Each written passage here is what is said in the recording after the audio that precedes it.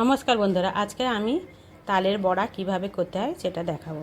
প্রথমে একটা তাল নিয়েছি, তার থেকে মাড় বার করে নিলাম আর সামান্য একটু নারকেল নিয়েছি। এবার তালের মাড়ের মধ্যে কিছু চালের গুঁড়ো, কিছু ময়দা দিয়ে ভালো করে মিশিয়ে নেব। এর মধ্যে একটু স্বাদ মতন গুড় দিয়েছি, খেজুরের গুড় দিয়েছি, আর দিলাম নারকেল কুচানো, মৌরি আর লবণ। ভালো করে ফিটিয়ে নিতে হবে। দেখুন কেমনভাবে মাখিয়েছি, এমনভাবে মাখিয়ে নিতে হবে। এবার কড়াইতে একটা তেল বসিয়ে দিলাম, দিয়ে তার তেল গরম হয়ে যেতে হাতের একটু শেপ দিয়ে আস্তে আস্তে করে আমরা বড়া করে এটা ভেজে নিলাম। আমাদের দেখুন এই বড়াটা কত সুন্দর ভাজা হয়েছে, একদম ফুলে একদম রসগোল্লার মতন হয়েছে। আপনারা বাড়িতে এইভাবে বানাবেন। এই ভিডিওটা যদি ভালো লাগে লাইক, শেয়ার, কমেন্ট করতে ভুলবেন না।